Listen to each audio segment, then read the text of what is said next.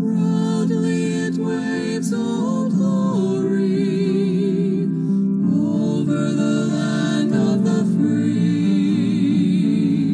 Promise of hope and freedom, symbol of liberty. Red, white, and blue are its colors, colors both brilliant and clear, colors with far deeper meaning than that at first may appear. Red is for blood of patriots who have died to free us. White is for justice and government of law. Blue is for honor and faith in all we do. This is my flag. This is Old Glory, the red, white, and blue. Long may it wave for the home of the brave, great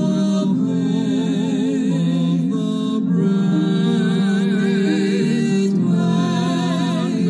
for the home of the brave.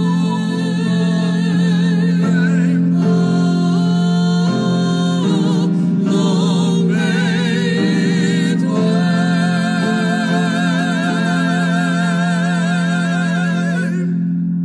Well, thank you very much. Thank you.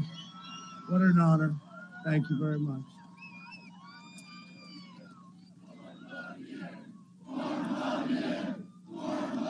Thank you.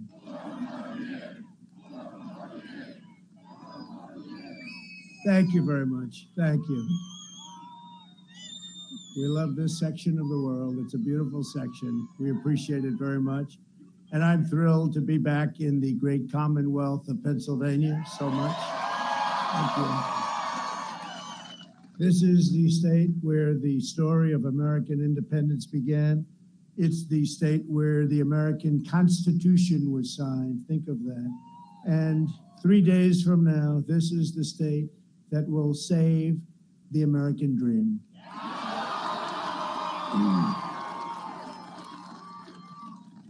On November 3rd, we're going to win Pennsylvania, and we are going to win 4 more years in that very beautiful White House. We're gathered today in a very special place. In the harrowing days of December 1776, when the American Revolution seemed lost, General George Washington made his headquarters at this Bucks County farmhouse to plan his famous crossing of the Delaware.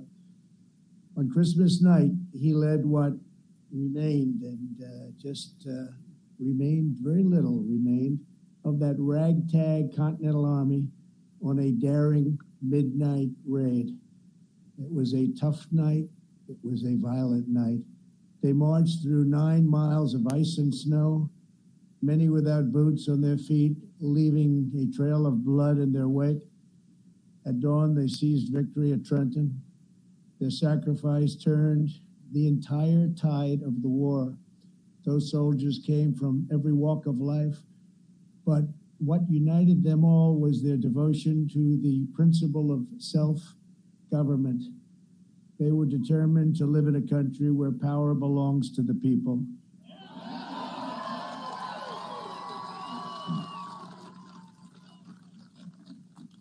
That priceless inheritance is at stake just 3 days from now, and a great red wave is forming.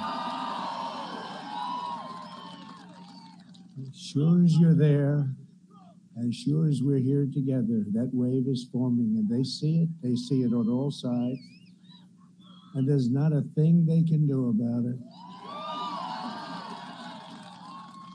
This is the fundamental question facing every voter in America. Do you want to be a nation ruled by the corrupt political class, or do you want to be governed by the American people?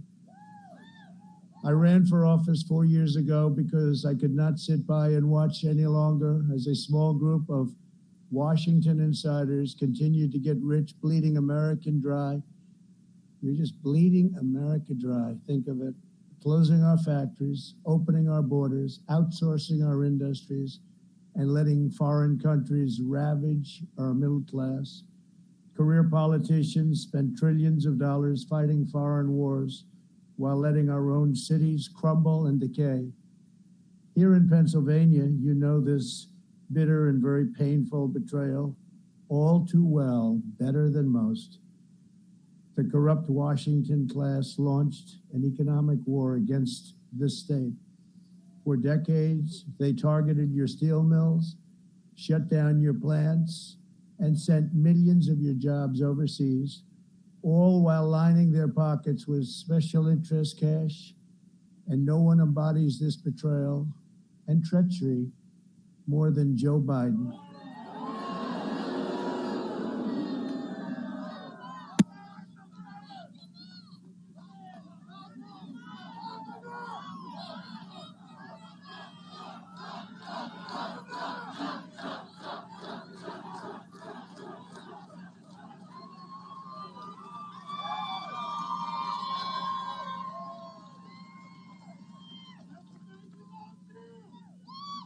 And worst of all, the suppressed media and big tech refuses to cover the crime. They refuse to cover. We've learned so much over the last 2 weeks. For 47 years, he supported every disastrous trade deal that enriched his cronies and impoverished your state. He wiped out Pennsylvania Steel. He was the cheerleader for NAFTA and China's entry into the World Trade Organization. Pennsylvania lost 50% of your manufacturing jobs after those Biden disasters. Then Biden pushed the job-killing Paris Climate Accord, an economic nightmare for Pennsylvania miners and every worker in our country. He backed TPP, which would have extinguished the American auto industry forever. Forever. These betrayals not only made Biden's donors rich, they made his family rich. And as we know, he profited from the misery of unleashed work and horror given to Pennsylvania workers. He made a lot of money, and his family made a lot of money, and nobody knew about it until just recently. At the debate, I looked at him and said, Joe, you were here for 47 years, and you left only 3.5 years ago. Why didn't you do these things that you want done? Why didn't you fix it, Joe? And as you know, because I assume a number of you watched the debate,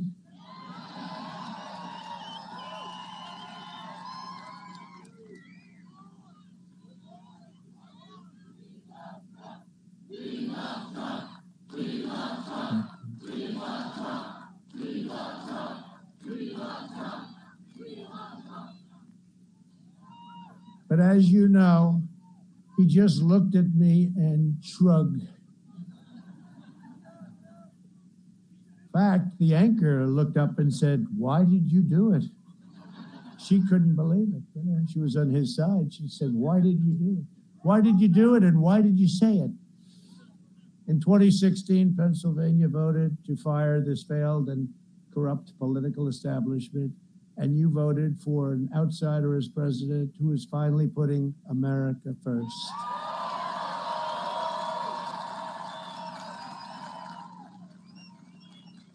And if I don't look like a typical politician, that's very simple. It's because I'm not a politician. If I don't always play by the rules of Washington and the Washington establishment, It's because I was elected to fight for you, and I fought harder for you than any president in the history of our country.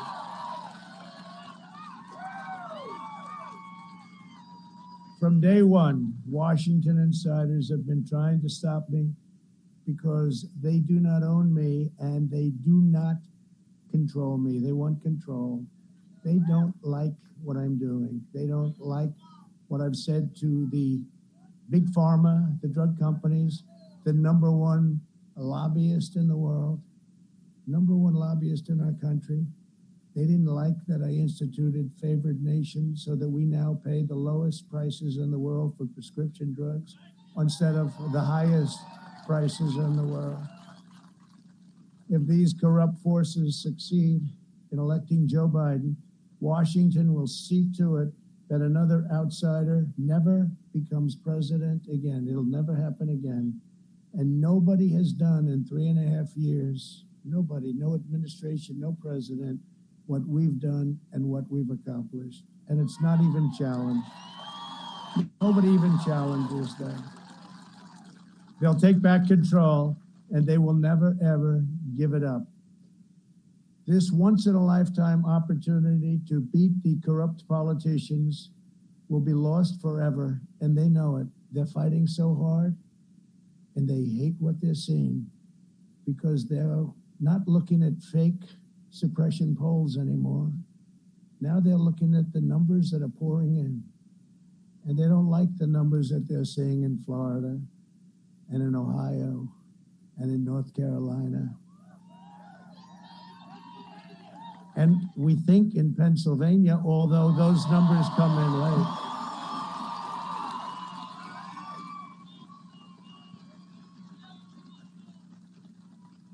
We think in Pennsylvania, they don't like it. They don't like it. They don't like what they see. And I just want to tell you that we have really, things have worked out so well for our country. Nobody had any idea that anything like this could ever happen. If you look at what's going on with, over the last 4 years, we've been building the biggest, strongest, and most secure middle class in human history. We built the most powerful military anywhere in the world. And over the next 4 years, we will make it even stronger like nobody thought even possible. Do not be intimidated by our opponents' angry and menacing tone, because if we were, we would never have been able to accomplish what we've accomplished. In truth, they are actually terrified of you, the people. They're terrified.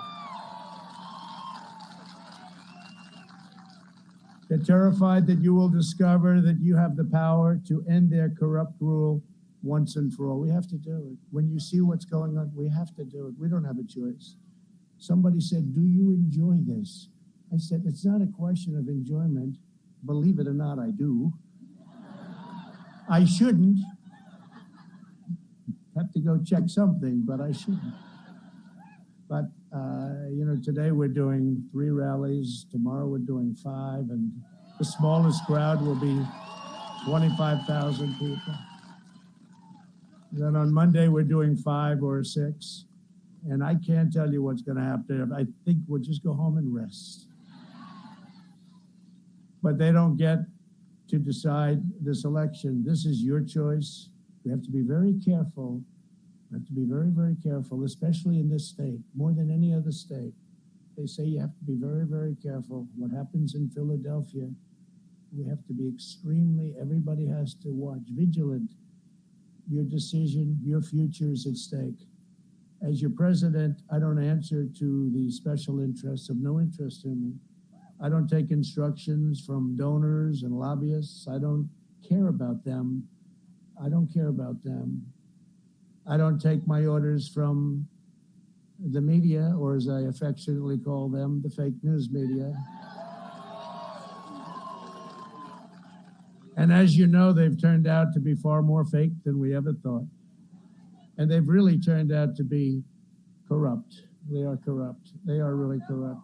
The word fake is not strong enough, especially after what we've seen, where stories, major stories, the biggest story anywhere in the world is absolutely not covered. It's hard to have scandal when you have no coverage. And they work in conjunction with big tech, and they protect each other, and they protect the Democrats, because with the Democrats, you don't have somebody up talking like I do about them. So they can do whatever they want, and this will only lead to very bad things. I do what is right for America. I do what's right for America. It's made me a lot of enemies in Washington, but I wear their opposition as a badge of honor. Winston Churchill once said that it was a nation that had the lion heart. I had the luck to give it the roar. I gave it the roar, and there is a roar, and people hear it all over. They heard it 4 years ago, loud and clear. Probably the biggest thing to happen. They talk Brexit, they talk many, numerous things, but this is always number one. What happened 2016? And I will say 2016 was an incredible, earth-shaking event. But 2020, and I never thought I'd say this, 2020, what we're doing right now through Tuesday, what we're doing is far bigger. It's far bigger. I never thought I'd say it. I never thought 4 years ago, and you never did either, somebody would say that this is going to be the most important election, perhaps in the history of our country. It's really amazing. The greatest threat to American democracy is the concentration of power among a small group of unelected special interests, the big tech CEOs who have been put in a position by us giving a law to them, Section 230. We've given them that power. And that can be taken away. That can be taken away. And probably has to be taken away. I see it better than all.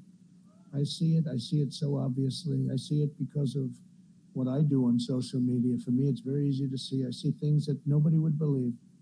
The corporate media and the mega donors in Washington and Silicon Valley, they're all lining up behind an opponent that's going to do whatever they tell him to do. That's sleepy Joe Biden. It could have been the greatest. If you look, we look at the amount of money that he has raised, hundreds of millions, $300 million 1 month. But I could have been the greatest of all time. I could have been the greatest political fundraiser, because as president, all I had to do is call Wall Street, the big banks. I could have called the oil companies. I could have called all of the big companies. And every single one of them, and I know many of them, would have given me whatever I wanted. But I chose not to do that. And we did plenty. We have plenty. You can only buy so many commercials, When the airwaves are full and you can't buy any more, I'm saying, where are we going to spend it? Although we did spend, in our case, a lot on ground game, which they, I think, forgot to spend. As much money as they have. They're screaming in Florida, where's our ground game? Where's our ground? Well, it takes a long time. You know what? It took us a year and a half to build that ground game. So we'll see how it all works out. But they didn't do that. They decided to go a different route. But they took in massive amounts of money. I could have taken in much more than that. They did 350. I could have done that within an hour. The president is calling. He'd like you to send $25 million, please. Who's going to tell me now? Nobody. But the problem is when they call in 6 months needing a favor that's worth billions, it's very hard, especially me being a loyal person, not a dishonest person, but a loyal person. It's very hard for me to say, no, I don't want to take his call. No, his or her call. No, I don't want to do it. So it really, you're compromised. It would have compromised our nation. So I didn't want to do that. Joe Biden works for them. I know them very well. I know them far better than he does. I know him far better than me. Some are friends. Some are actually very surprised when I say, you don't have to bother. Don't worry. I don't think we can buy any more anyway, right? But he works for them, And when you see those numbers, 300, 350 million, so much they don't know what to do with it, where they're spending $25, $30 million on a congressional race that used to spend $500,000, you know something's going on, and it's not a good thing, and it's not the way I want to work.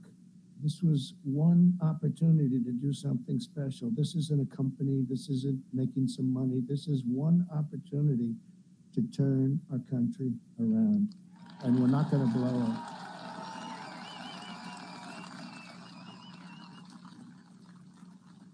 So he works for them, not for you, and it is I who work for you. I am working for you. It's like, not used to that too much, but I've gotten used to it.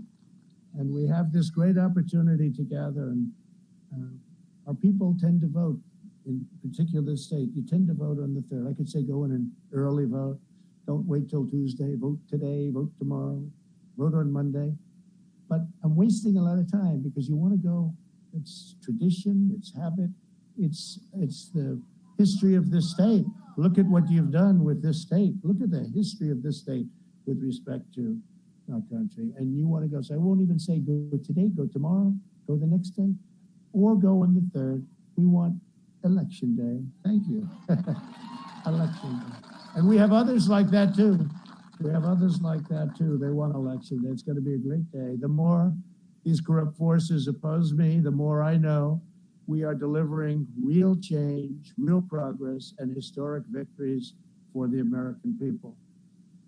We have done great things with the country, including our military, our vets, the biggest tax and regulation cuts in history.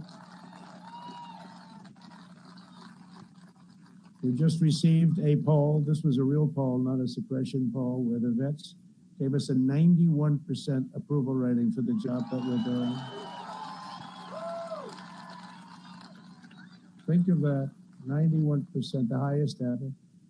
Over these last 4 years, we've been building the strongest and most secure middle class in human history. We have built the most powerful military in the world by far.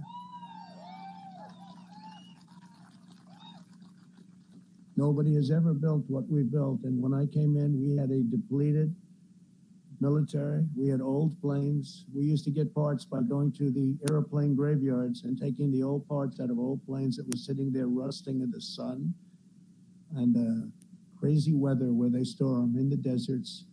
And that's what we were doing. We had a terribly depleted military.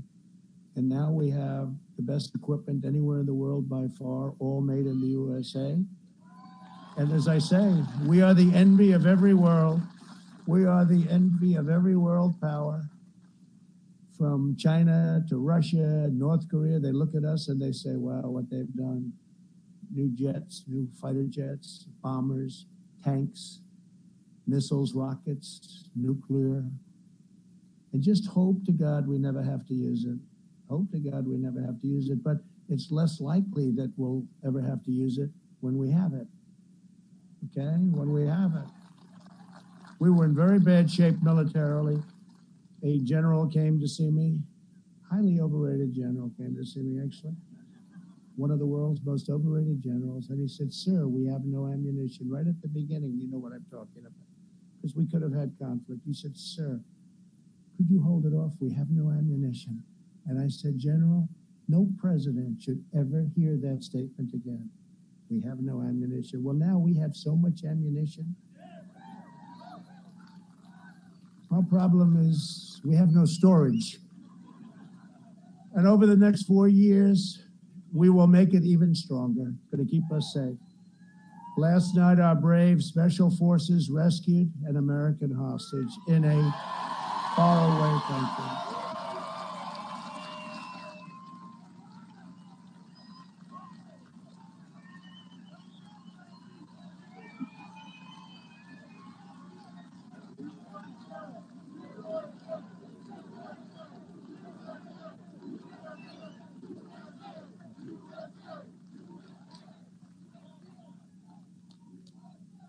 They're incredible people.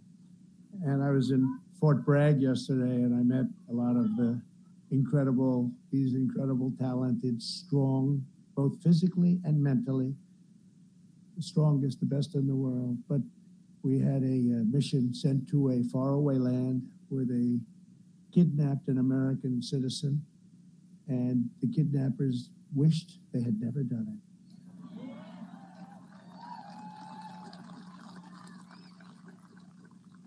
And they went in with a large group, 0 casualties. We got our American citizen, young man, we got our young man back. But the other side suffered gravely, I can tell you. Our nation salutes its courageous military, which brilliantly executed this operation. Very few people would have been able to do it. It was very complicated and very complex, tough area. We celebrate the safe return home of an American hostage. We've gotten many hostages home.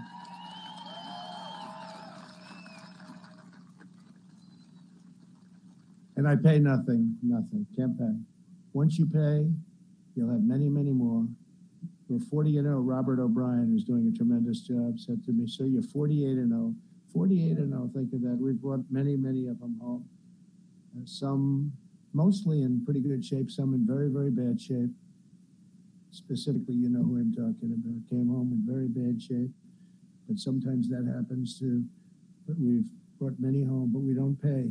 You pay, once you pay, your numbers will go up 1,000-fold. We're boldly standing up to China. We achieved the most secure border in American history, our southern border. We have attained, in just a short period of time, American energy independence. And if we're up to the opposing side with the Green New Deal, the Green New Dealers,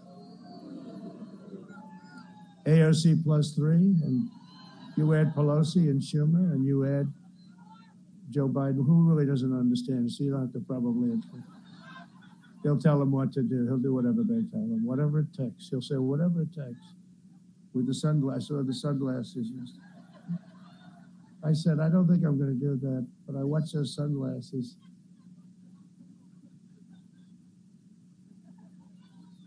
I don't know. To me, it didn't work. We're bringing our jobs, our factories, our wealth, and our troops all back home. They're all coming home. They're all coming home.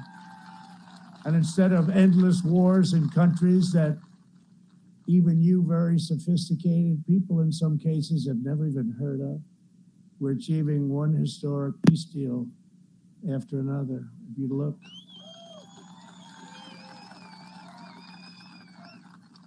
Middle East, we already have 3 signed up. We have many countries want to sign. We're signing them rapidly. And even with Kosovo and Serbia, we're doing a trade deal with each, a routine trade deal. When I heard about it, I said, wait a minute.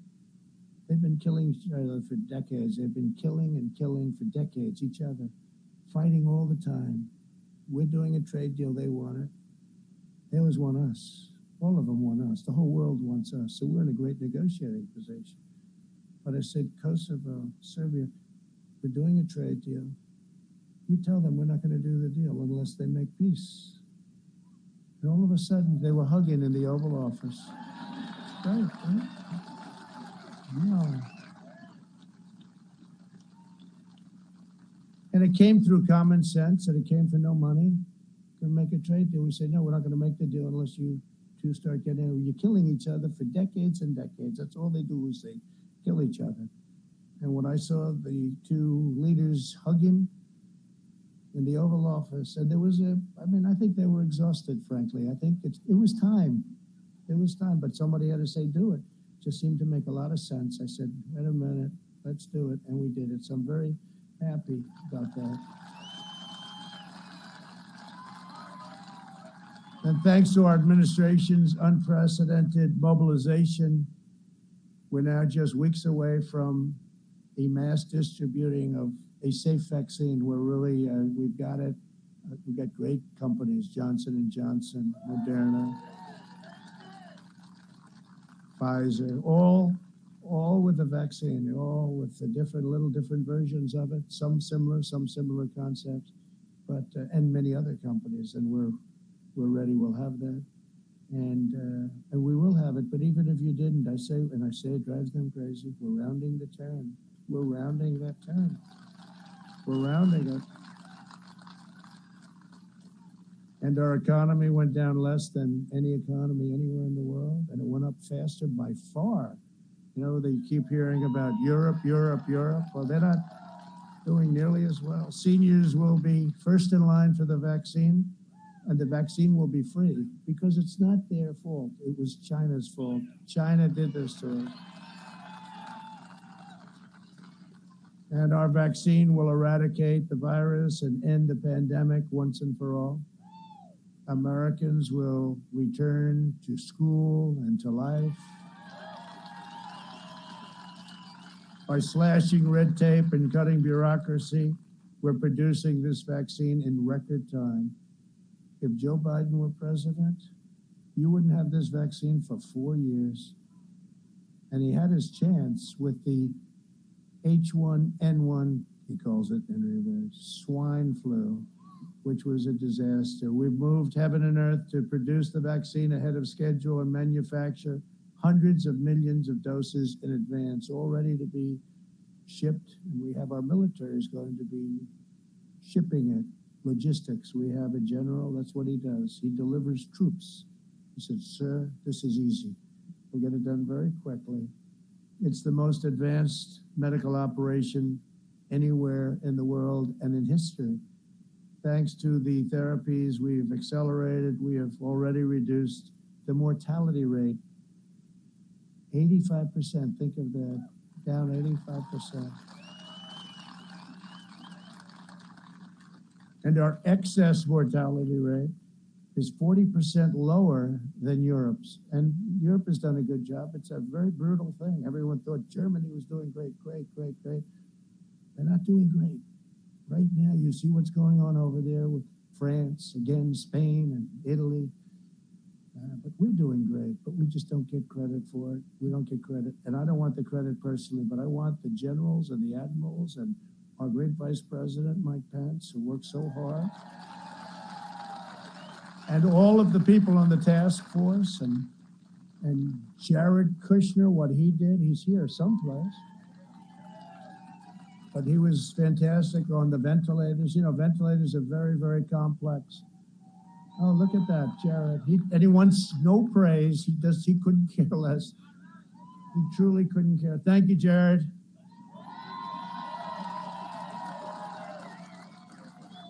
No, we had a tremendous ventilator, just a quick story. We had a tremendous ventilator problem because we weren't equipped for a thing like this. This is once in 100 years. It was 1918, we're talking about the Spanish flu. And we weren't equipped for that. And all of a sudden we're getting calls. We need 40,000 ventilators, like in New York. They needed far less than that, but they needed many, many ventilators. And other states are calling. We need ventilators. And it's a very complicated piece of equipment, as you can imagine, with pipes going down, heavily computerized. And people didn't know what to do, making them on a mass scale like this. Hospitals had very few of them. And Jared called up some of his genius friends. His brother's one of the most important people in Silicon Valley, smart family. They called up and they had these super brilliant young men come in. I mean, some of them were wearing undershirts. They were wearing a baseball cap. How much are you worth? About $1 billion, sir. Still, they had founded companies, sold their companies, but they were brilliant. One of them had roller skates on. And they wanted to throw him out of the White House. They said, sir, there's a kid here, undershirt and roller skates. I said, yeah, he's worth $2.5 billion. But Jared called a whole group of people down. And to them, to us, to all of us, a ventilator is very complicated. To them, it's like the simplest machine they've ever seen. And they went to the automobile companies where they had excess plant capacity, and they went to various companies, and we started producing within a short period of time ventilators. And this story is just never told, and I don't think I've ever told it, not in this detail. We started producing ventilators in a short period of time at a level that nobody thought was thousands and thousands of months. Nobody thought was even possible. And a relatively short period of time after that, all of our hospitals were sent tens of thousands of ventilators, tens of thousands of ventilators. Great companies, very big companies, car companies, very big companies. They did a fantastic job. They'd line up with a small ventilator company. And we make the best ventilators. I mean, they say they're the best. And they were sent all over our country. And think of it, and that was done so quickly. But these brilliant young people were able to do it. Regular people could, I mean, you could never do a thing like this. So we made thousands a month, and not one person, think of this, in our country, not one person who needed a ventilator didn't get a ventilator. How incredible is that? But they won't tell that story. That's not me, that's Jared and a whole group of very brilliant people, together with the military and with a lot of our great companies. We've had a tremendous relationship. It's the biggest mobilization since World War II.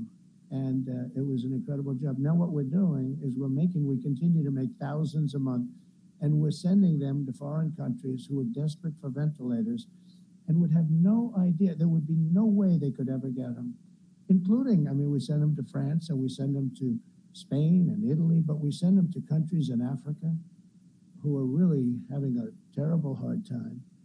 And we're sending thousands of them to other countries. And I just think it's a tremendous story. And it's something that we did that we're very proud of. And it's something that nobody talks about. You don't hear the word ventilators anymore. You know why you don't hear about it? Because we solved, there was a period of time, ventilators, for 3, 4, 5 weeks until they sent these super geniuses. And for 3, 4, 5 weeks, all you heard about was ventilators, ventilators, ventilators. Well, we took over something. The cupboards were bare. They were bare, or essentially bare, but they were bare. And the hospitals and the states, the cupboards were bare too. Nobody was prepared for a thing like this. They could have been, they should have been. But now all over the world we're sending them, and I think it's just a tremendous story, I really do. It's a story that's untold. You'll probably never hear about it again. And as soon as we started making all of these thousands of ventilators, you haven't heard the word ventilator? Just like, and there's one other quick story, the wall, the wall, the wall, that's all you heard. Trump promised the wall. Will he ever give the wall, the wall, the wall? And then now the wall is going to be completed very quickly. We have over 400 miles of wall built. And now you never hear the word wall. They never say, oh, he got the wall, he did it. And we built it exactly to the specifications of the Border Patrol. And they were tough specs, I will tell you. I said, how about concrete plank? No, sir, we need steel, we need rebar, and we also need concrete. Oh, that's great. But we got it built, and they have to have vision. They have to have slats because they have to be able to see through what's on the other side. You can't have, and once you realize this, they're right. So we built it to those specs. Very, very, I've done an incredible job. We're doing 10 miles a week. We'll be finished very soon. But you never hear about the wall anymore, Now, if it was a failure, if we couldn't get it done, it would be brutal. It would be a brutal time for your president. Because of our relentless efforts, the recovery rate right now on COVID or the China virus or the China plague is 99.7%. Take the rate. 99.7%. And I'm here.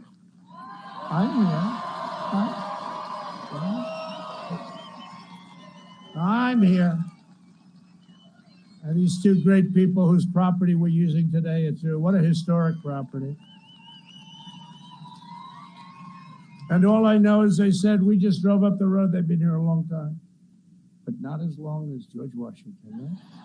But they've been here a long time, and they said, and you probably, many of you said, do you see the crowds along? It looks like Broadway, except it's slightly more picturesque. Slightly more picturesque. But it's thousands and thousands of people lined all the way down to the highways. It's incredible. And they're all waving flags. Most importantly, they're all waving flags and they're proud of our nation. And I guess it has something to do with Pennsylvania. I'm going to be here all day today. But no, it's a beautiful sight, and they were very proud. And thank you very much for everything you've done. We're allowing younger, healthier Americans to resume normal activities while strongly protecting the elderly and those at high risk. And we're making the powerful antibody treatment that I received available to anybody that needs it free. Free. Wasn't their fault. But I had that and I didn't feel good. I said, what's going on? And test positive. And I'm the president of the United States. I couldn't burn myself in a basement of the White House, as nice as it is. I actually got to see it one time. It's very nice. Like you would expect. It's a beautiful basement. It's in the White House. Very solid basement. But I couldn't do that. And I couldn't put myself in a beautiful room upstairs, beautiful bedroom, and stay there for a year and a half. I'm the president. And I'd go to meetings. I'd say, that's a lot of people. And then one day that happens. And I said, I wasn't feeling good. And the doctor came in, and great doctors, great White House doctors, Sean, and they came in. They said, sir, you've tested positive. I said, tested positive for what? And they said, for COVID. For COVID. He actually used the term COVID. He's more politically correct than I am. They said, that's not good. But I didn't feel good, and we went over to Walter Reed Medical Center, which is phenomenal. I see the work they do in young men coming back so bad, and women so badly wounded. I see what they can do, and nobody can do what they can do. And Johns Hopkins was great. We had a lot of doctors gathered around, but I didn't feel good. And they gave me something, Regeneron, and Eli Lilly makes a very similar kind of a thing. The concept is based on antibodies. And I woke up the next morning and I felt so great. I wanted to rip that Superman shirt open. And I wanted to come back. I wanted to start doing a new trade deal and campaigning simultaneously. They said, sir, how about taking it easy for a couple of days? But no, it's incredible. What we've been able to do is, and I don't even know, maybe, now I'm saying, well, probably wasn't the drug. It's just that I'm in such perfect physical condition. And I'm very young. If you're young. So I said that, and CNN got very upset with it. Like, the camera just went off, the light. They got upset. They said, he is not young and he is not in perfect shape. I said, I'm a great physical specimen. They didn't like it when I said that. They don't like those kind of things. No, but I don't know. Maybe I helped. I don't know. But I can tell you, it's incredible what they've been able to do. And I think it did help a lot, frankly, because I got out of there fast. I could have gone out a lot sooner, too. I wanted to go out almost immediately. They said, nice and easy, please, sir. And but it shows you, maybe I serve as an example. First Lady got it also, and she's better. She's perfect. And Barron Trump, right? Barron got it. My young boy is 14 years old, and my young tall boy, I say, is very tall. He's a good guy, good-looking guy and strong, so he has it. He says, sir, Barron tested positive also. I said, wow. Then I go, this was at the beginning, I say to the doctor about 12 minutes later, doctor, how's Barron doing? Oh, he's okay, sir. He sloughed it off. I said, you know why? They're young and the immune system works. This is why I say, get back to school.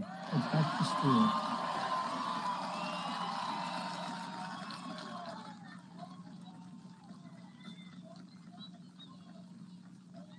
Get back to school. Open up this state, Governor. Open up this state.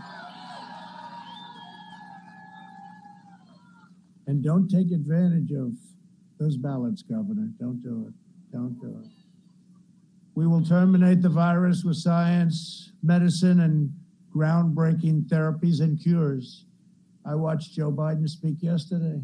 All he does is talk about COVID. He's got nothing else to say. COVID. We agree. We agree. It's serious. So we've done an incredible job. And at some point, they're going to recognize that. At some point, I said, we've done an A+ job, but I give ourselves a D or maybe an F in terms of public relations. But now I'll start talking about it a little bit. When Joe Biden was vice president, his failed approach on the swine flu was, as I said, a total disaster. And his chief of staff said that He had no idea what he was doing. I don't know why this guy said this.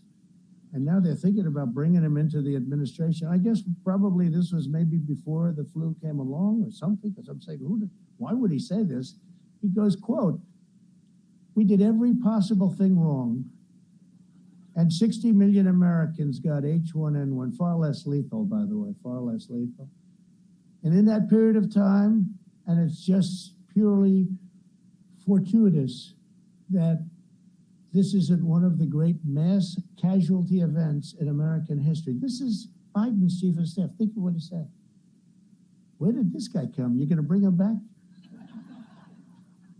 It had nothing to do with anything we did. We didn't do anything right. Now think of this. And then he's saying, we want to take over what you're doing, right? He says, we want to take over. Remember, he said when he first started running that I did a poor job because I didn't act fast enough. I acted in January. We had almost no deaths. Now think of this. And I said, China is heavily infected. They can't come in. And I went up against Dr. Fauci and others that said, no, you shouldn't do this. You shouldn't do it. I said, listen, they're infected, heavily infected. Let's close off China. So I did that. I closed off Europe. I did that. Saved, and Fauci would tell you, saved tens of thousands of lives, much more than that. And then when you think, okay, I mean, we saved thousands and thousands of lives. And then Biden is campaigning. And he was 2.5 months later, he said, we have to get tough. And he called me xenophobic because I closed. 2.5 months later, then he runs and he said, he should have closed the country earlier. I said, I don't think he's going to get away with that. And let's see what happens on November 3rd, because if something happens that's wrong where he did, then he did get away with that. Now, here's a guy, not the smartest guy out there, and he never was, but now in particular, he's not doing too well. But here's somebody that says that I didn't act early enough. And for 2.5 months, he was scolding everybody, saying that they shouldn't have closed off China, they shouldn't have done, and that nothing bad is going to happen. But remember the statement from that was his chief of staff made that statement. We mourn for every life lost to the China virus and in their memory and their sacred memory. We truly do. We weep, we mourn. It should have never happened. We will defeat the virus and emerge stronger and more unified than ever before. That's all we can say. We're going to be more unified than ever before. Our economy is now surging back faster, better, bigger, and stronger than any nation on earth. We just had the best quarter of economic growth ever recorded by more than double. A 33.1% increase, more than a great number from 1952. That was the number we bet, but more than double. And you know what? The press is refusing to talk about it. It's not even a major story. It was, one of the analysts said today, it was the greatest economic number that they have ever seen. Okay, GDP up 33.1%. That means it grew 33 in a quarter. And the press barely mentions it, not even on the front page of newspapers, because that's the game they play. It's suppression. That's why we have to win. We can't let them do this. We have to win. This was according to a certain very important person, and Larry Kudlow, who's a terrific guy, and other people. Sir, this is the greatest financial number probably ever recorded in our country. Think of that. It's a big statement. And double, more than double, a number from 1952. And it's barely covered. And that's only for one reason, because they want us to do very poorly on November 3rd. They don't want to tell the American public about this. The one advantage I do have is I do have a way of getting the word out, but it's very tough when they pick it up. Even this, they won't pick this up. I made a statement, strong statement. They won't pick it up because it's good news. They'll fabricate stories. They'll make up false stories. They'll put you at number one on Twitter all the time, 20 stories that aren't trending. These stories are so boring. They'll make up the Times will write false stories all the time, and they'll put them, and yet they won't talk about the Biden corruption. They won't talk about where's Hunter, and they won't talk about They won't talk about, don't feel bad, the cameras are all off, don't worry. We just lost the last camera, I'm sorry. But they won't talk about the fact that Hunter got $183,000 a month to sit on the board of Burisma and got $3 million, perhaps $3 million up front. They won't, who had no job, who had no experience in energy. They won't talk about the fact that the wife of the mayor of Moscow gave him $3.5 million, right? For what? They won't talk about the fact that the father went to China in Air Force Two. Where's Hunter was with him. I put his first name, his real first name is Ware. We're going to make it Ware. Where's Hunter was with him. And in 10 minutes, he walked out with $1.5 billion to manage, which is millions of dollars in fees, millions and millions. And they won't talk about the fact that he was going for the big one next with China. He asked for $10 million a year for introductory purposes. In other words, he was going to introduce people. $10 million a year. This is a payoff. That's all it is. And they won't talk about the fact that the father was the big guy. To me, he's not a big guy. Not a guy. Really, he's very slight. Remember when he said a year ago, he said, I'd like to take him to the back of the barn? That's okay. I went like this. I'll take him to the back of the barn.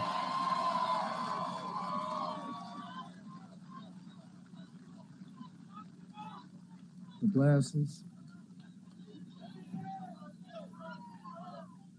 Next year will be the greatest economic year in the history of our country if we don't raise taxes.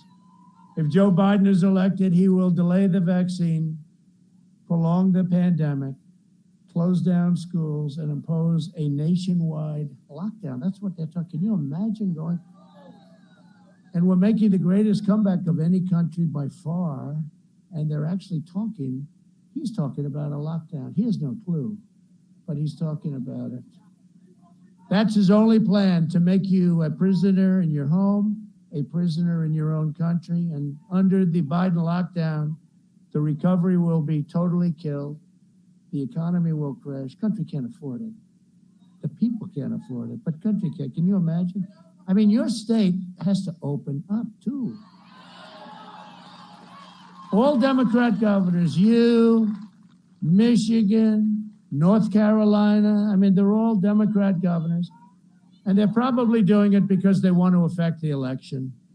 You know, they're probably doing it by November 4th, they'll announce, we've decided to open up Pennsylvania. The Commonwealth of Pennsylvania will be opened on November 4th. You know? No, because it can't be. They can't be so stupid, what they're doing to people. And the countless people that will die from depression and drug overdoses and suicide and abuse and really a deferral of medical care. There'll be no school. There'll be no graduations. There'll be no weddings, no Thanksgivings, no Christmas, no Easters, no 4th of Julys. There'll be nothing. Will be nothing. And you know, one thing we've learned very recently, everyone likes the computers and the laptop, and oh, we can learn from the computer. You don't have to go. Well, now we've given it the all-time mass test, right? A child being in a classroom, or if you're older, a campus, even a college campus. But a child being in a classroom cannot be replaced by a computer. It can't. It doesn't work. It's no good. And they're losing, you know, potentially years out of their life, and it's the important years, it's the development years, but the computers don't work. They're okay, but they're a small percentage, and that's come out loud and clear. Telehealth, great, it's been incredible. I think it's a 7,000 increase percent, and telehealth has been really great. It's gonna have a great future, but not education. They have to be in their classroom with other students, and they have to find their way in life. And no future, this is no future for what they're doing in Pennsylvania, what they're doing in other states. This is no future for American youth. It's going to have a long-term impact on them. Biden's plan will destroy America. My plan will destroy the virus and make America greater than it's ever been.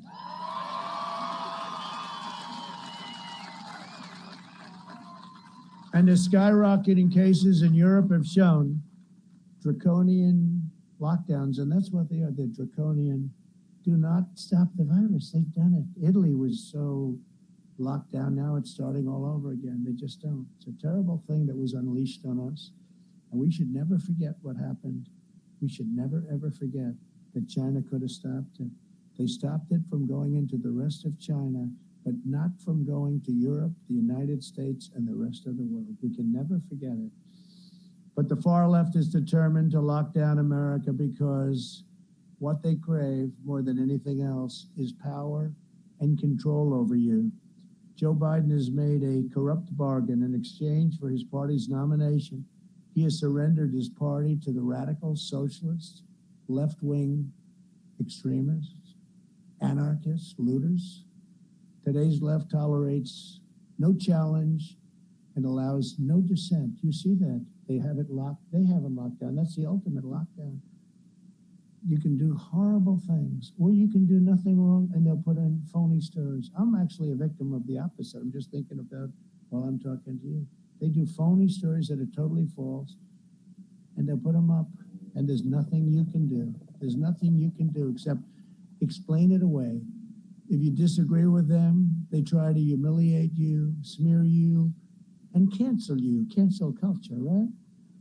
They control Joe Biden, and he's so easy to control, just like they control every Democrat House member and every senator. They purge newsrooms of reporters who do not swear allegiance to their false narratives. You've seen some reporters are extremely upset. They end up getting absolutely decimated. They censor stories that reveal the corruption of their chosen candidate. This is what's happened now, and nobody's ever seen anything like it. Everybody knows that it's incredible. Nobody's seen anything like it. You don't read anything. You go to the Times, there's no story in it. You go to the Washington Post, you go to ABC, you go to NBC, the worst of all, in my opinion, NBC. The home of The Apprentice made them a lot of money over the years, right? But they were bad. They were very bad. CBS has been terrible. CNN is just absolutely ridiculous. Thank goodness they have lousy ratings. Thank goodness. And MS, I call it MSDNC. How about MS? No, what they do is just absolutely, it's not even thinkable. It's not even to be believed. They totally close it down. And you can't have scandal when nobody's reporting about it. And the level of power is pretty incredible. And I heard this 4 years ago. Sir, you cannot compete with big tech. You cannot compete. The networks were against. It was the same group. And then I won. I said, see, they're not very powerful, but you know what? They are. And now they're at a level that nobody's ever seen before. Nobody, and they're blatant about it. Now they just say, we're doing it. We don't. New York Times, they apologized to their subscribers because they were losing tens of thousands of, after the last election, tens of thousands of subscribers. And they wrote a letter of apology. I couldn't believe it. And they really got good for about 2 weeks. And then they got worse than ever. I mean, it's every day a phony story after story after story. They have a story about taxes. I don't pay taxes. And I just call my people, what do they pay? Oh, no, you paid many, many millions of taxes, sir. But you prepay your taxes. Oh, well, why aren't they mentioning? I prepaid millions and millions of dollars of tax. I prepaid. That's worse than paying taxes. I'm prepaying. I say, why do we prepay so much? Because these are estimates. When you're negotiating taxes, these are estimates. You're prepaying estimates. How much? Many millions of dollars, millions and millions. But they don't do that. We call them, we tell them, and they say, well, that's prepaid. Well, prepaid is worse than, right? I mean, how good is that? We're prepaying. But they don't put that in the story. These are very corrupt, very dishonest people. They tell you that rioters are peaceful protesters because you're not allowed to have. I had it yesterday in Minnesota where we're going to have over 25,000 people. And the governor of Minnesota, radical left Democrat, and the attorney general, they said, no, the most you can have is 250 people. Too many people, they said that. And so my people said, so we're going to close it down. We had thousands of people. I don't know, you probably all saw it last night. Tens of thousands. We're going to have 25, 30,000 people. And don't forget, they've done a terrible job in Minnesota where they let Minneapolis burn down. And they could have called us a lot sooner. We went in, took us about, 25 minutes to solve the problem. No, we could have gone in there. We were willing. We called them. We were willing to go there immediately instead of having everybody running away. And they have a very good police, or they had a very good police force, but they don't let them do what they have to do. And they shut it down. They said, no, you can't have 25,000, but you can have 250 people. And I said to my people, no, let's go. Let's speak in front of the 250 men. What I didn't know is that thousands of people were going anyway. They just went. They just went. And I think that had I done a regular rally with, because we're getting 25, 30,000 people, getting much more than that at some. Nobody's ever seen anything like this. Laura Ingraham had a show last night. She said, I've worked for everybody. I've worked for Reagan, and nobody's ever seen anything like what's happening. It's a great thing. It's an incredible thing. This is supposed to be a little special speech, but you've never seen anything like it. Nobody's ever seen it. And what happened is, I think because of what they did when they said, we're going to silence his voice, it turned out to be a much bigger voice. And I think we now are going to, 1972, Minnesota hasn't been won. Between Ilhan Omar, who, as you know, comes from Minnesota. I think Omar, a couple of other things, the riots. But I think what happened is they made this into a massive event. And people are tired of it. And I think we will win Minnesota. We were very close last time. And we should win it. When they let Minneapolis burn, we should win it. But I think we're going to win it. And again, 1972 was the last time. Can you believe that? I think we're going to do it. We'll find out. You're going to know it about, well, I hope based on the Supreme Court. They don't delay it too long. This decision yesterday, I will tell you, was not a good decision. You're allowed to wait days to count and days to have the final count. You're allowed to have time limits beyond November 3rd. So what does this mean? The whole world and our nation is going to be waiting and waiting and waiting to hear who won? No, you're going to be waiting. You're going to be waiting for weeks. And a very dangerous thing happens November 3rd, and now you have to wait and wait. And very bad things can happen with ballots during that period of November 3rd to whatever date they gave them, many, many days. So you're going to be watching on November 3rd. I think it's highly likely you're not going to have a decision because Pennsylvania is very big. And as you know, there was another state, but perhaps other states involved. This is a terrible thing that they've done to our country. And that's the United States Supreme Court I'm talking about. That is a terrible, political, horrible decision that they made. We're going to be waiting. November 3rd is going to come and go, and we're not going to know. And you're going to have bedlam in our country. And you're going to have this period of 9 days or 7 days or whatever it is.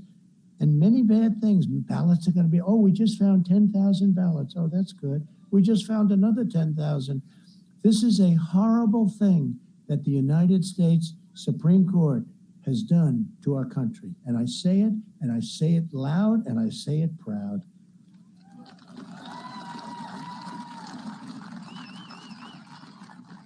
We have to know who won. We have to know who won. They tell you the police officers are villains. This is the group. And they're heroes. No. They even tell you that your children must be indoctrinated to believe that the heroes who crossed the Delaware were driven by hatred and malice. They change your history.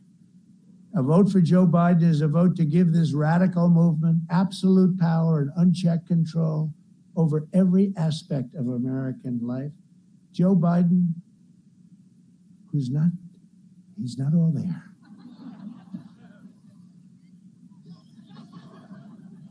You should get a little bit larger frame, don't you? No, I know those glasses. Got to get a little. I'll tell him. He doesn't want to have people look at that surgery on the eyes. Joe Biden and the socialist left are absolutely convinced of their own moral superiority. I don't know if he is but they are. They are. He isn't. Look, let's face it. He's shot. Same guy. Who said that? Who said that? That was exact timing, right? You copied me from another space. While their agenda devastates the poor and the American middle class will be devastated, they support crippling shutdowns that crush the blue-collar jobs while they stay home and work. They close down your schools, your children, while they hire private tutors for their children. They ban you from going to church while they let left-wing extremists burn down your church. You can only meet if it's a protest. So you know what we do? Like even in this state, I call this a protest. Otherwise, they don't let you meet. You can't go to church, right? You can't go to church. What they're doing to our churches and our synagogues and all of that is just terrible. You see what's going on. Even when the church wants to go into a field and stay apart, they say, no, you can't do that. You know, it's like a terrible thing. They lecture you on the need for open borders that flood your cities with illegal drugs and gangs while they themselves live in walled-off compounds. They want to defund your police and confiscate your guns simultaneously while they themselves are protected with armed guards. No, we will protect your Second Amendment 100%. There is only one way to preserve, protect, and defend the American way of life. You must show up on November 3rd, okay? Don't worry about the first or second, because I know you too well. The Biden-Harris economic policies of increasing taxes and regulations, biggest tax increase in the history of our country is what they're proposing, would pulverize our middle class. Their plan is projected to hammer the typical American family's income by over $6,500 a year in the Wall Street Journal. By contrast, I cut taxes and regulations at a level nobody's ever done before and raise middle-class families' incomes over $6,000 in just 3 short years. And that's not including energy, which is a tremendous, what we've done with energy is tremendous. Joe Biden has pledged a $4 trillion tax hike, socialized medicine, an avalanche of job-killing regulations, a return to globalist trade deals, and he vowed the total destruction of the Pennsylvania oil industry and fracking. Fracking is gone. Fracking is gone. And he said that loud and clear for a year until he realized that he has to win in Pennsylvania. But fracking is dead because their side, it's dead. You saw AOC go out and say, no, you can't say that when Biden switched. And he never had one question from the press. How could you say it for a year and then all of a sudden switch when you walk into Pennsylvania? Now, fracking would be dead. Joe Biden's plan to abolish American energy is an economic death sentence for Pennsylvania. A vote for Biden is a vote to ban fracking and to send your state into a nightmare of poverty and depression. That's what's going to happen. It's your single biggest industry by far, probably 1 million jobs one way or the other. And what it would do to our country, because our country has low energy costs. You and Texas and others. Think of Texas. He's running in Texas. We're doing very well in Texas, but if you believe the fake news, they'll tell you, oh, it's very close. It's not close at all. And it wasn't close 4 years ago. Think of Texas. It's very close. He's against oil, he's against guns, and he's against religion. And then they say, Texas is very close. Think of that, right? He's against oil, guns, and God. Texas is very close. Too close to call? I don't think so. I think Texas is going to be very strong for us. Can you imagine going into Texas, say, we're going to take your guns away, and by the way, we're going to close up every oil well that you have? Well, vote for me, vote for Joe. I don't think so. If Biden wins, there will be no fracking, no oil, no natural gas, no jobs, and no future. Under Biden, gas prices will explode, family incomes will plummet, and the fracking industry will be outlawed forever. Forever. With your vote, I will cut middle-class taxes even more. I mean, we cut them at the highest level in the history of our country, even more. And you saw what it did. That's why we're coming back so quick, because we have a strong foundation, a base. And I will always defend and promote Pennsylvania energy, and there will be no more lockdowns. We're not going to have lockdowns. We will never lock down again. Joe Biden would appoint the most radical left-wing cabinet in history. Beto O'Rourke will be in charge of gun confiscation. Elizabeth Pocahontas Warren will be in charge of the United States Treasury, according to what they say. AOC +3 will run the climate policy. I wonder if she ever even took a course in climate. I don't think so. Because it's the... I didn't say it, you did. This can only happen in Pennsylvania. Don't forget, I went to school here. You know, he likes to throw around the Pennsylvania thing. Look at it differently. He abandoned Pennsylvania. He went to Delaware, but I'm not blaming him. He was 9 years old or something. So we can't blame him for that, right? But he left Pennsylvania. Now, I went to school in Pennsylvania, as you know. Representative Ilhan Omar will be running Homeland Security. How do you like that? Yeah. Who knows? I just said that one, but you know what? I wouldn't be surprised. Ladies and gentlemen, we're pleased to announce Ilhan Omar to run national security. She's going to be guarding our border, where we just had the best numbers we've ever had. By the way, people can come into our country. We want them to come in. They have to come in legally, and they have to come in through merit. Just imagine the insanity that will ensue if Pelosi is Speaker, Schumer is crying Chuck, Majority Leader, Kamala Harris.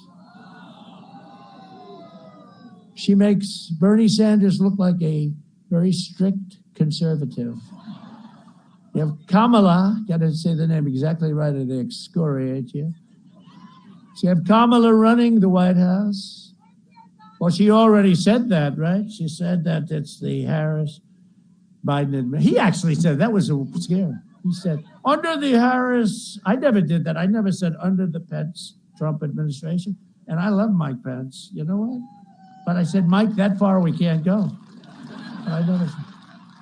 But he said it, he made a mistake. He also said he's running for the U.S. Senate 2 or 3 times. He said, I'm a proud Democrat. This is like 3, 4 times. I'm a proud Democrat running for the U.S. Senate. I want you. And we said, no, Joe, you're running for president. Oh, okay. Is this whole thing, I mean, can you believe that this could only happen to me? And how are you doing? We're tied. We're tied. How the hell? How can I be tied? We're tied. He said 4 times. The other thing he does badly. Haven't done it yet. I hope I never do. But he'll be making a speech in Ohio. Ladies and gentlemen of Iowa, it's proud to be. The worst is when he's making one in Miami with the palm trees. The beautiful palm trees. Ladies and gentlemen of Ohio. No, he's made that many times. And you know what I always say? Winston Churchill was a great, great orator, right? Amazing orator. Amazingly, because he was a stutterer in his life. He was a stutterer in his life, became a great orator. You could give a speech equal to the best that he's ever made. And if you made the mistake in saying, welcome, like we're in Pennsylvania, it's great to be in New York. It doesn't matter how good your speech is. It's over. Just walk off. It's over. But he does it all the time, and nobody even says it. No, he is shot. Under my leadership, we achieved, and he's not a nice person. You know what, if he were a nice person? They do commercials on me that are so false, like with the soldiers. That's the biggest insult to me of anything that's probably ever happened, like with the soldiers and other things. They're so false, based on a phony magazine, an Obama-type magazine that's doing badly. They did a commercial, and we notified them, and we had 26 witnesses, real witnesses, and every one of them is furious. But he's not a nice person. So because he's not a nice person, I don't mind saying exactly what I'm saying, which, as you know, is the truth. He was never considered smart in his prime, but now he's really off. And you can't have him as your president because he'll destroy our country. He'll destroy our country. And it probably won't be him because by the time he gets sworn in, he'll be pretty much like it'll be over. 25th Amendment, you think they were talking about me? No, they weren't talking about me. When she brought that up, they're talking about how to get Kamala in there as fast as possible. And nobody treated him worse than her. If you looked at the debate, now Kamala was failing fast. You know, she was going down like a rock. Normally you pick somebody that's going up, not one that, she didn't even make it to Iowa, right? But nobody spoke worse about him, and that's the one that they picked. But they want to get the radical left. They'd love to get her in, and that will be a very, I don't know if you can ever come back from a thing like that. You know, I'm not sure that a country, you look at Venezuela, you look at what's going on, where it was the richest, it was so great 20 years ago, and now they don't have food, they don't have water, they don't have medicine. Under my leadership, we achieved the most secure border in American history, the wall. Biden's plan to admit unlimited low-wage foreign workers will slash incomes, surge unemployment, and devastate the middle class, all to enrich the globalist donors. As president, my only special interest is you. That is true. My only special interest. To protect our national security, I also suspended the entry of refugees from foreign nations compromised by terrorism. Just call up President Macron, as I do often, and ask him what's happening over there. You saw those horrible attacks this last week, more than one. We're keeping radical Islamic terrorists the hell out of our country, if I have your approval. Biden has pledged a staggering 700% increase in refugees. This is a deal made between Biden and Bernie Sanders, Crazy Bernie. The manifesto, we call it. This is a document, a very thick document, naming things that they're all horrible. But they've agreed 700% increase in refugees from the most dangerous and violent terrorist hotspots anywhere on earth, including Syria, Somalia, and Yemen. These are some of the most dangerous places in the world. 700% increase. This is agreed to. This isn't like, oh, this is talk. This is a manifesto. It's a document. He's also vowed to terminate our national security travel bans, allowing for unlimited migration from war zones and terrorist havens. Biden's extreme migration policies will open the floodgates to terrorists, jihadists, and violent extremists. You don't have to worry about it. Just get out and vote on November 3rd. Under my administration, you know, I had the ban passed, right? And it was approved by the United States Supreme Court. There, they did the right thing. Under my administration, the safest of our families will always come first. That's safety. We want safety. Has to come first. The Secretary of Defense under President Obama, Robert Gates, said that Joe Biden has been on the wrong side of every foreign policy issue in his lifetime. President Obama used to say that if you wanted something really screwed up, give it to Joe Biden to handle. This is the guy that we have running. In fact, Obama tried to keep Joe from running. He was very famously quoted as saying, Joe, you don't have to do this. You don't have to do this, Joe. Don't do it. You don't have to do this. I could see that. And then wouldn't endorse him until long after the primaries had ended. And Joe is lost. Think of it.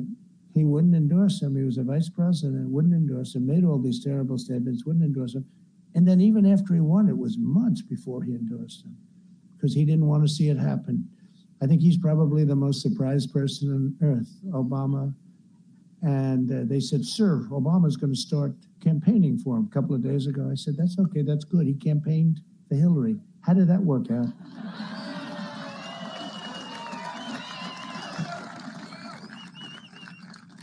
And his crowds are extraordinarily small, just so you understand. They're not big. They're like 22 people, 18 people.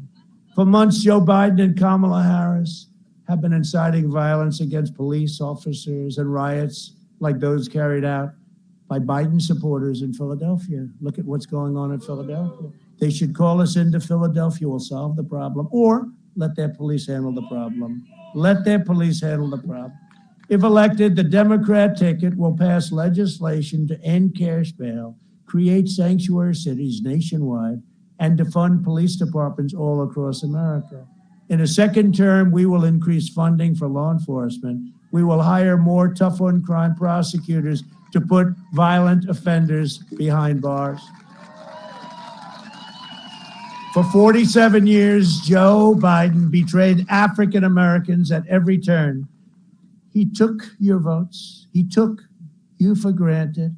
And then he shipped away your jobs and flooded your cities with cheap foreign labor. He devastated black families with his 1994 crime bill that really locked up tens of thousands of African American men with unfair sentencing. And he called African American young men super predators all the time. He would say super predators, a name that has always been something. There has been no name that they've hated more. They hated it with Hillary Clinton and they hated with Joe Biden. Super predator, the term super predator, that was his term. He forged close relationships with pro-segregation lawmakers, and his trade deals decimated the black middle class. Joe Biden cares more about refugees living thousands of miles away than he does about black Americans living in Philadelphia, Milwaukee, Detroit, Baltimore, Oakland. He's done nothing. And then he says to me, oh, we should do this. I said, Joe, again, always, it's so easy. 47 years, but he left. It was only 3.5 years ago. So this wasn't a long time ago. I reversed the injustice of Biden's crime bill by signing landmark criminal justice reform, prison reform. And under our recently announced Platinum Plan, we will create 3 million new jobs for Black Americans, increase access to capital, restore safety to every neighborhood, and we will deliver school choice to every parent in America. School choice. And I'm also fighting every day for Hispanic Americans. This week I announced our American Dream Plan, and we're doing very well with Hispanic Americans. You see that? They're saying, what's going on in Florida, right? They like me and I like them. And we're doing very well with the Black community. They like me now. They're getting to know me better, but I've always liked them. The American Dream Plan, which creates over 500,000 new Hispanic-owned small businesses and jobs, and going to be fantastic for our Hispanic Americans, great people. My administration is also standing proudly with the people of Cuba, Nicaragua, and Venezuela in their righteous fight for freedom. Biden sided with the brutal socialist and communist regimes. You saw what he did. You saw that horrible deal that was made with the United States by Obama and Biden. I don't think Biden probably was too involved. You want to know the truth. Keep him out. But it was a terrible deal. It was like the Iran deal. Here's $150 billion for nothing. As long as I'm president, America will never be a socialist country. Will never be. This year, I've laid out the boldest and most ambitious second-term agenda in history. We will create 10 million new jobs in the first 10 months. 2021, we will have 10 million jobs. Over the next 4 years, we will make America into the manufacturing superpower of the world. We will expand opportunity zones. We will bring home our medical supply chains. They're all coming home. And we will end our reliance on China once and for all. We will defend religious liberty, the right to life, and the right to keep and bear arms.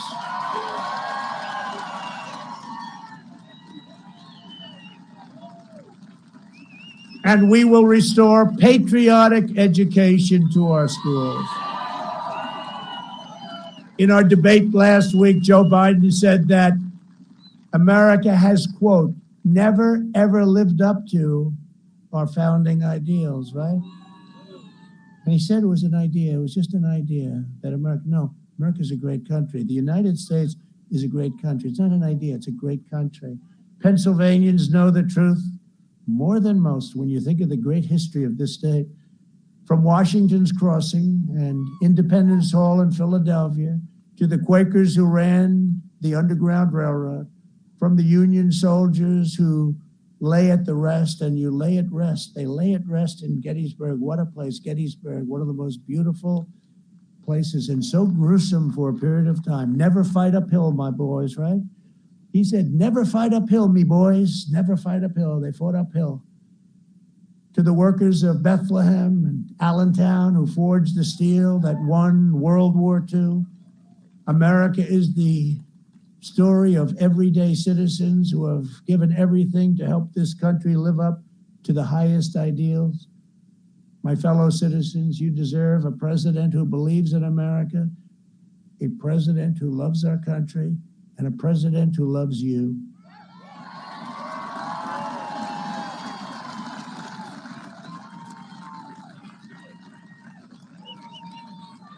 Everybody knows that Joe Biden is not equipped to lead America.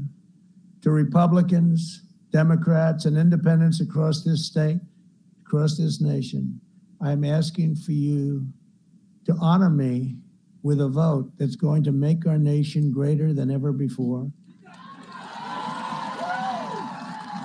I will continue to fight for you with every breath in my body.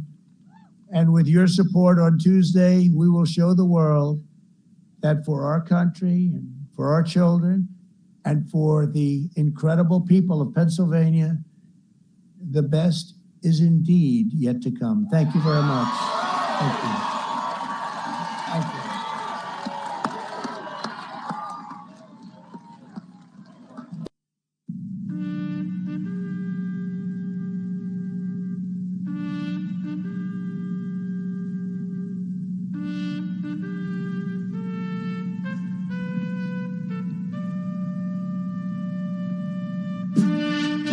The Stars and Stripes, the flag of the United States, the symbol of hope, of life, of liberty.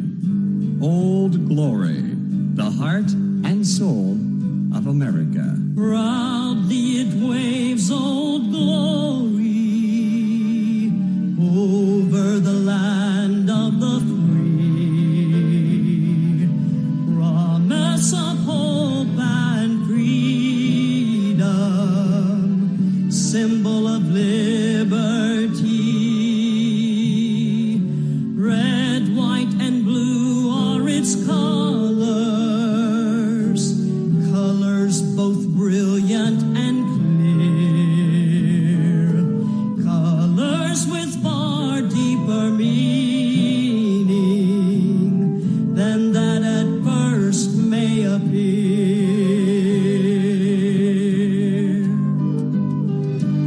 Red is for blood of patriots who have died to free us.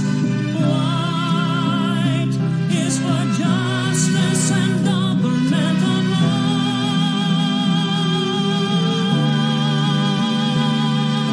Blue is for honor and faith in all we do.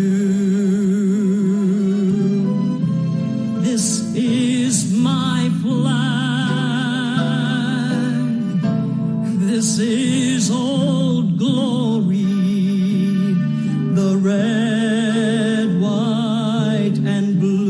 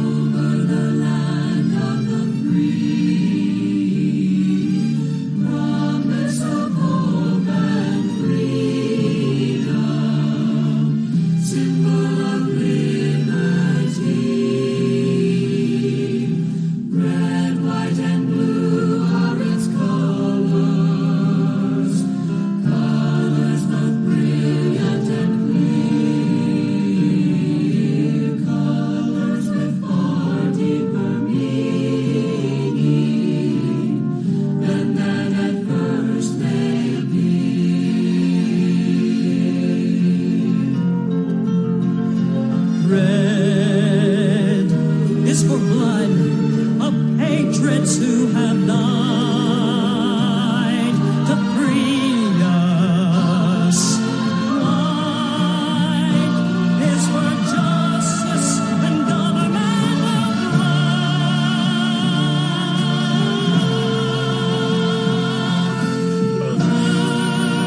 Blue is for honor and faith in all we do. This is my flag. This is